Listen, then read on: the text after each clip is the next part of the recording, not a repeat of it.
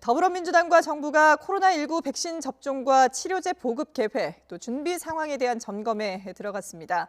이와 함께 자영업자, 소상공인들의 요구가 빗발치는 영업 제한 조치 완화 방안도 논의하고 있는데요. 국회에 나가 있는 취재기자 연결해서 알아보겠습니다. 우철희 기자. 네, 국회입니다. 예. 자, 민주당과 정부가 백신 접종 등에 대한 점검에 나섰죠. 네, 그렇습니다. 민주당은 조금 전인 오전 10시부터입니다. 국난 극복 K-뉴딜위원회 점검회의를 시작했습니다. 코로나19 대응을 위한 당정협의입니다. 민주당에서는 이낙연 대표와 김태년 원내대표, 홍익표 정책위 의장 등이 참석했습니다. 정부에서는 권덕철 보건복지부 장관, 김광립 식품의약품안전처장, 정은경 질병관리청장이 함께했습니다.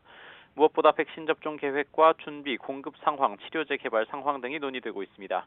백신 공급은 계약한 대로 차질 없이 가능한지, 누굴 먼저 접종하고 장소와 인력 확보는 어떻게 할 것인지 등을 미리 점검하는 겁니다.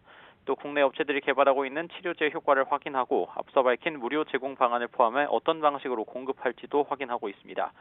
이낙연 대표는 국민들이 좀 더 만족할 수 있도록 백신과 치료제 일정을 당겨 국민들이 가을 단풍놀이라도 할 수 있으면 하는 소박한 소망이 있다고 밝혔습니다. 또 백신은 이미 전 국민 무료 접종 방침을 밝혔고 치료제도 국가 책임으로 가야 한다면서 무료 사용 방침을 재확인했습니다. 이와 함께 관심이 가는 대목이 바로 소상공인 자영업자들의 영업 제한 완화입니다.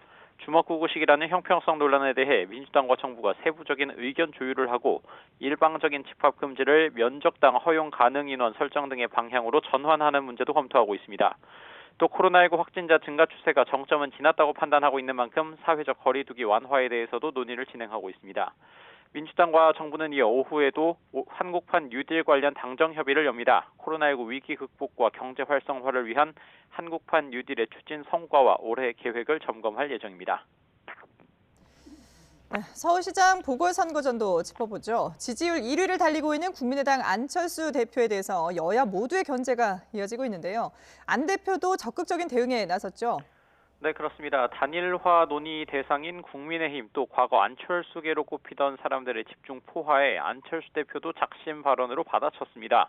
관역 설정을 제대로 하라는 겁니다. 100번을 생각해도 비판이 향해야 할 곳은 자신이 아니라 무도하고 폭압적인 문재인 정권이라고 강조했습니다.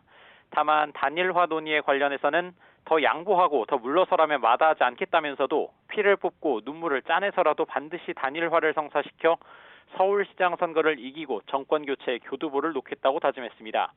민주당을 향해서도 코로나19만 없었다면 이미 광화문 광장에서 수백만 명이 규탄에 나섰을 거라고 비판했는데요. 오후에는 정부의 부동산 실정을 비판하고 대안을 제시하는 기자회견을 열어 선두주자로서의 행보를 이어간다는 방침입니다. 이에 맞서 다른 후보들도 젠걸음을 내고 있습니다. 먼저 어제 출마 선언을 한 나경원 전 의원은 오늘 재건축 현장 방문으로 출마 선언 뒤 첫 공식 행보에 나서고 오세훈 전 서울시장은 후보 등록이 시작되는 18일을 전후로 출마를 공식 선언할 전망입니다.